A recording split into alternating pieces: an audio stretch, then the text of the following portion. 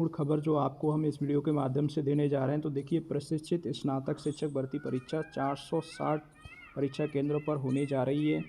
अर्थात टीजीटी की परीक्षा सहायता प्राप्त माध्यमिक विद्यालयों में 16 विषयों की भर्ती के लिए लिखित परीक्षा 460 अर्थात 460 केंद्रों पर होगी। उत्तर प्रदेश माध्यमिक सेवा चयन बोर्ड ने 7 और 8 अगस्त को परीक्षा के लिए प्रदेश के सभी जिलों में केंद्र बनाए हैं, जिसके एडमिट कार्ड जारी कर दिए गए हैं।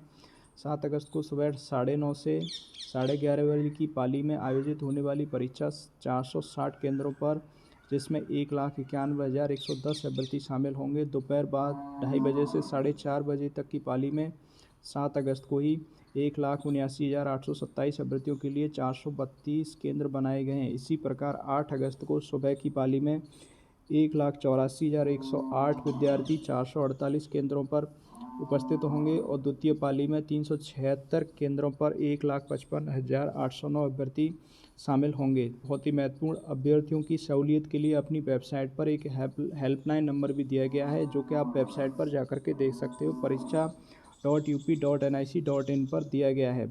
बोर्ड की हेल्पलाइन स्विच ऑफ, अभ्यर्थी परेशान, कोई भी परेशान होने की आपको आवश्यकता नहीं है। आपको एडमिट कार्ड आगे पीछे करके डाउनलोड कर लेना है। अर्थात अगर इस समय डाउनलोड नहीं हो रहा है तो आप सुबह जल्दी उठ करके अपना एडमिट कार्ड डाउनलोड कर लीजिए, क्योंकि क्या होता है, जब साइट पर वर्कलोड एकदम से बढ़ जाता है तो साइट डाउन चली जाती है। उम्मीद है शायद अब आपकी यह समस्या सॉल्व धीरे धीरे हो रही होगी, जिसमें बहुत ही महत्वपूर्ण है। और अपनी परीक्षा को ध्यान में रखते हुए आपको अपनी तैयारी करते रहना है और इस जानकारी को सभी को शेयर जरूर कर दीजिएगा।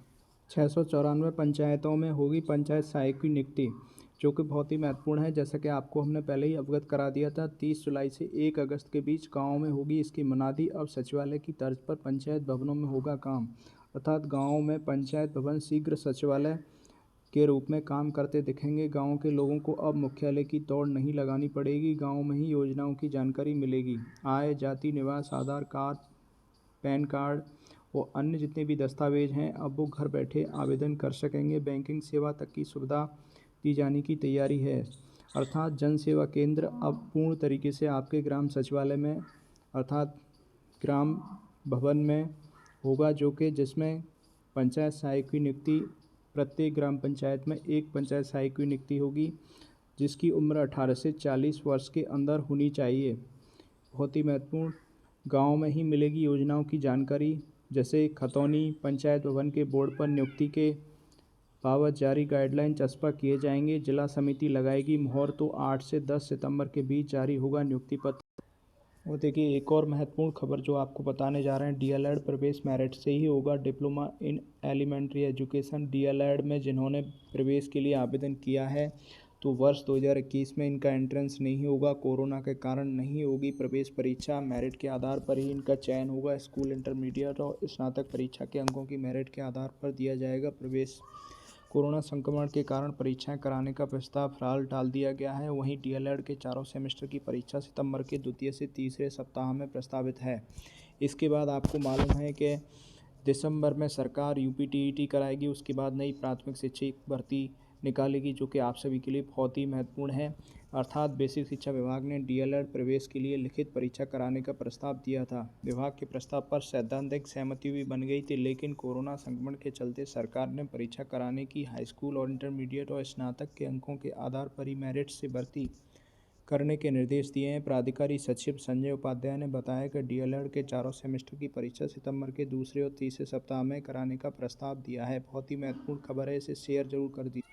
दिल्ली यूनिवर्सिटी में 26 सितंबर से प्रवेश परीक्षा प्रारंभ हो जाएंगी। जो भी विद्यार्थी दिल्ली यूनिवर्सिटी में प्रवेश लेना चाहता है, तो देखिए, दिल्ली विश्वविद्यालय डीयू में यूजी एंट्रेंस आधारित 12 कोर्स पीजी, एमफिल, पीएचडी में दाखिले के लिए प्रवेश परीक्षा 26 सितंबर से 1 अक्टूबर तक होगी, जो कि बहुत ही महत्वपूर्ण है। नेशनल टेस्टिंग एजेंसी के थ्रू ये परीक्षा कराई जाएगी, जिसका आयोजन देश के 27 शहरों में होगा। पंजीकरण फॉर्म भरते समय आवेदक 3 केंद्रों का चयन कर सकेंगे, इन्हें बाद में बदला नहीं जा सकेगा। तो इन 3 केंद्रों का चयन जो भी आवेदक है अच्छे से और ध्यानपूर्वक करिएगा और इस खबर को ज़रूर शेयर कर दीजिए। और सबसे महत्वपूर्ण खबर जो कि सभी कर्मचारियों के लिए खुशखबरी के तौर पर अब हम देने जा रहे हैं, तो मुख्यमंत्री ने मंजूरी के लिए वित्त विभाग से मांगा है प्रस्ताव, अगस्त में मिलने के आसार। अर्थात खुशखबरी, राज्य कर्मचारियों को बढ़ा डीए देने का आदेश माननीय मुख्यमंत्री जी का हो चुका है। मुख्यमंत्री योगी आदित्यनाथ ने राज्य कर्मियों और पेंशनर्स को कोरोना संक्रमण काल में स्थगित महंगाई भत्ता, महंगाई राहत, डीए, डीआर देने का निर्देश वित्त विभाग को दे दिया है। इससे संबंधित प्रस्ताव मुख्यमंत्री के अनुमोदन के लिए मांगा गया है। 1-2 दिनों में आदेश जारी होने की पूर्णतः अनुमति है।